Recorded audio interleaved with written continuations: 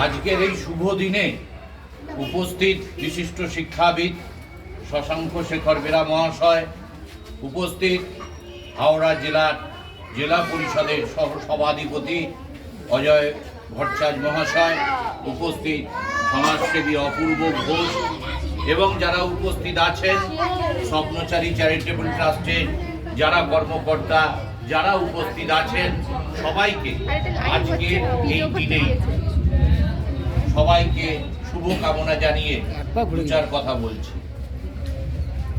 আজকে কিসের দিন, কি দিনে আমরা উপস্থিত আছি আজকে এখানে, সেটা শশাঙ্ক বাবু খুব পরিষ্কার ভাবে বলেছেন যে আজ মায়ের জন্মদিন। কোন মা? যে মা তার 100 কোটি সন্তানকে নিয়ে বিরাজমান ছিলেন, সেই মা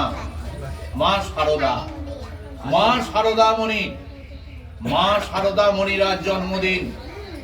আজ বেলুর মঠ থেকে, জয়রামবাটি থেকে, আমাদের ঝোড়ার শ্রী রামকৃষ্ণ আশ্রম থেকে বিভিন্ন জায়গায় মায়ের জন্মদিন পালন হচ্ছে। শশাঙ্ক বাবু বলেছেন তখনকার দিনে 5 বছর বয়সে বিয়ে, 14 বছর বয়সে সে দক্ষিণেশ্বরে স্বামীর কাছে এসেছিলেন এবং তারপর থেকে ইতিহাস। আমরা প্রতিদিন যখন আমরা বিভিন্ন লেখা পড়ি তখন একটাই কথা। আজকে একটা লেখা পড়ছিলাম এক মহারাজের, যে এই যে 51 পীঠ, যে সতীর যে পীঠ বিভিন্ন জায়গায় করেছে, এক একটা নাম হয়েছে। সেই মহারাজ বলছেন যে মা শারদার বেলুর মঠে যখন দেহত্যাগ হয়েছিল, যখন তার শ্মশানের যে কাজ সম্পন্ন হয়েছিল, তাহলে এই পীঠটা কি পীঠ? এই পীঠ তো সকলের ঊর্ধ্বে পীঠ। আমার পড়ে এত ভালো লাগলো যে বেলুর মঠ এক পবিত্র স্থান। আজকে অসংখ্য মানুষ এই বেলুর মঠে, অনেক মায়েরা, অনেক দাদারা, অনেক ভাইরা তারা উপস্থিত হয়েছেন মাকে শ্রদ্ধা জানাতে। আজকের এই শুভ দিনে যে সামাজিক কর্মকাণ্ড হচ্ছে, এটা কম বড় কথা নয়। আজকের এই দিনে স্বপ্নচারী চ্যারিটেবল ট্রাস্ট, যেই সৌভিক ঘোষ, কেদার ঘোষের সেই যে স্বপ্ন, সেই স্বপ্নকে পাথেয় করে আজকেও তার দেখুন এখানে ফটো লাগানো আছে। প্রথম দিন থেকে আমরা যখন থেকে প্রতি রবিবার যত অনুষ্ঠান হয় আসি, আগে যেমন কেদার ঘোষ অনুষ্ঠানের আগের দিন একটা মেসেজ, একটা ফোন যে দিব্যেন্দু একবার এসো, তেমনি এখন হয়েছে লালদা, দীপঙ্কর দা, যেটা ধরে রাখার চেষ্টা করেছে যে সকলকে একত্রিত করে আজকে এই ট্রাস্ট গরিব অসহায় মানুষের পাশে দাঁড়িয়ে কাজ করে। আজকে তাই মা শারদার জন্মদিনে এই যে প্রসাদ প্রকল্প, যে প্রকল্প আমি বারে বারে বলেছি যে প্রকল্পকে থামিয়ে দিলে হবে না। সংখ্যা যদি বাজেট কম হয়, সংখ্যা কমে যাবে, কিন্তু প্রকল্পকে চালিয়ে যেতে হবে।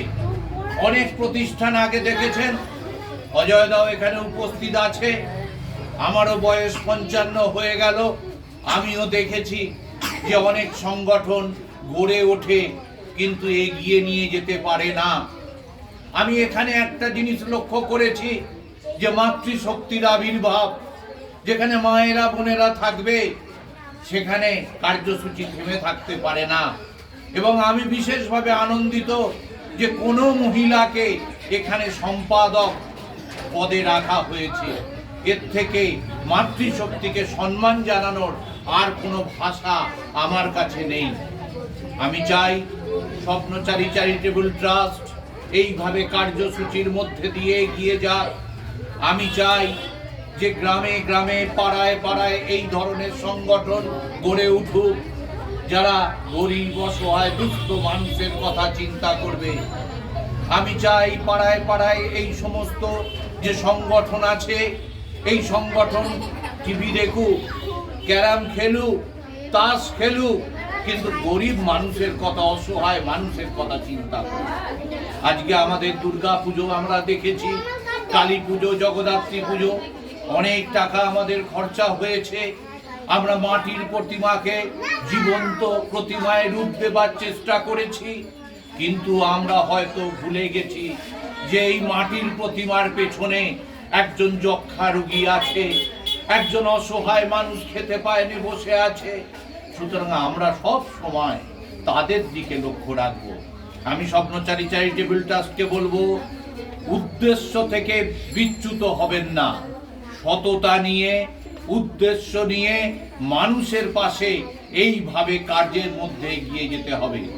আজকে আমার প্রতিষ্ঠান ঝোরহাট বয়েজ ক্লাব আন্দোলন 1975 সাল থেকে, আমি 1987 সাল থেকে আমার সংগঠন থেকে আজকে 2024 শেষ করে 25-এ যাচ্ছি, সুবর্ণ জয়ন্তী বর্ষে পদার্পণ করব।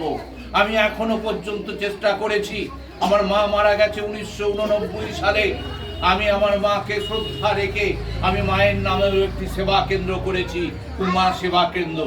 আমার ঝোরহাট বয়েজ এবং উমা সেবা কেন্দ্র, এই দুটো সংগঠনকে নিয়ে আমি চেষ্টা করি কি করে গরিব অসহায় মানুষের মধ্যে আরো কাজ করা যায়। তাই আমি বলবো, স্বপ্নচারী চ্যারিটেবল ট্রাস্টে যে সমস্ত প্রকল্পগুলো আছে, সেই সমস্ত প্রকল্পগুলোকে এগিয়ে নিয়ে যেতে হবে, বাস্তবায়িত করতে হবে। এবং আজকে যে শিশুরা এসছে তাদের বাবা মাকে বলবো যে সংগঠনের সঙ্গে থাকুন। আমি এলাম, আমায় ডেকেছে, আমি একটা প্যাকেট নিয়ে চলে যাব, এটাই কিন্তু শেষ করবেন না। সংগঠনকে একটা মন্দির মনে করুন, সংগঠনকে একটি মসজিদ মনে করুন, সংগঠনকে একটি গির্জা মনে করুন। আজকে ভারতবর্ষের সাম্প্রদায়িক সম্প্রীতিকে অক্ষুণ্ণ রাখবার জন্যে পশ্চিমবঙ্গের জনগণ, ভারতবর্ষের জনগণ চেষ্টা করছে। আমরাও সংগঠনের তরফ থেকে সব সময় চেষ্টা করে যাব এই সাম্প্রদায়িক সম্প্রীতিকে রক্ষা করা। বোন পাবে ভাইকে ফিরে, মা পাবে ছেলে, আর স্ত্রী পাবে স্বামী ফিরে কিছু রক্ত পেলে। আমরা যখন রক্তদান শিবিরে যাই তখন এটা বলি যে রামের রক্তে রহিম বাঁচবে আর রহিমের রক্তে রাম বাঁচবে। এটাই কিন্তু পশ্চিম বাংলার সংস্কৃতি, এটাই কিন্তু স্বপ্নচারী চ্যারিটেবল ট্রাস্টকে বজায় রাখতে হবে। যে সাম্প্রদায়িক সম্প্রীতির ওপর মাঝে মাঝে সেমিনার করতে হবে, মানুষকে বোঝাতে হবে যে আমরা মানুষ, আমাদের গায়ের রক্ত লাল, আমরা সাম্প্রদায়িক কি ব্যাপারটা জানি না, আমরা সম্প্রীতিকে বজায় রাখবো। আজকের এই শুভ দিনে, মা শারদার জন্মদিনে সকলকে শুভকামনা জানিয়ে স্বপ্নচারী চ্যারিটেবল ট্রাস্ট আরো এগিয়ে চলুক, এই আশা রেখে আমি আমার বক্তব্য শেষ করছি।